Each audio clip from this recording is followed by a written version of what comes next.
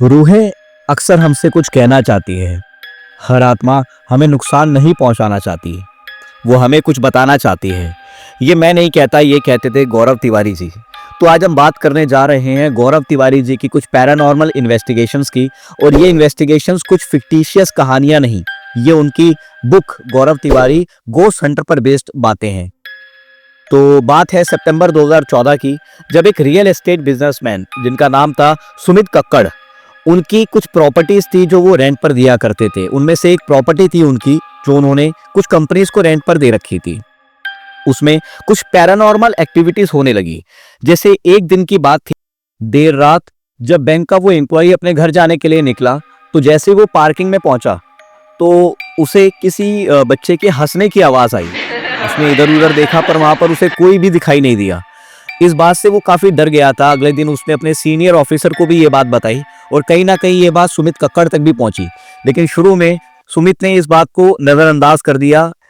और एक security guard का तो ऐसा कहना था कि जब वो अपनी ड्यूटी कर रहा था रात के 2 बजे के आसपास, उसने देखा कि पार्किंग के अंधेरे में 4-5 बच्चे एक घेरा बना के कुछ खेल रहे हैं।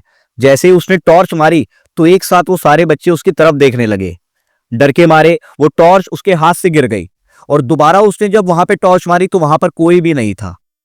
जब ये सारी कहानियां सुमित कक्कड़ तक पहुंची, तब जाके उसे ऐसा लगने लगा कि अब उसे किसी सीनियर पैरानॉर्मल इन्वेस्टिगेटर से बात करनी होगी। उस टाइम सीनियर पैरानॉर्मल इन्वेस्टिगेटर के तौर पे एक ही नाम आगे आता था और वो थे गौरव तिवारी। जब उनके पास ये केस पहुंचा तो गौरव तिवारी जी और उनकी टीम इस जगह पर आई। यहाँ पर उन्होंने घोस्ट हंटिंग का पूरा सेटअप लगाया, जो भी उनके डिवाइसेस होते थे।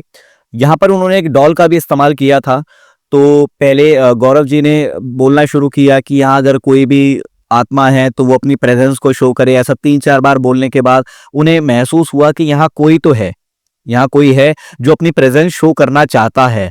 उसके बाद उन्होंने बोला एक दोबारा पुख्ता करने के लिए कि अगर कोई है तो वो इस डॉल से खेल कर दिखाए। जो डॉल उन्होंने बीचों बीच रख रखी थी, तो थोड़ी देर बाद वो डॉल अचानक से हिलने लगती है।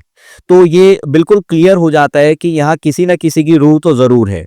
तो लास्ट में गौरव ने कहा कि वो और उनकी टीम यहाँ से बिल्कुल चली जाएगी, उसको कोई भी परेशान नहीं करेगा, लेकिन उसे अपनी प्रेजेंस को फील करवाना बंद करना पड़ेगा।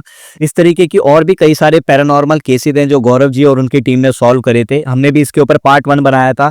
इस वीडियो को लाइक करें और चैनल को सब्सक्राइब करें इस तरीके के शॉर्ट्स के लिए।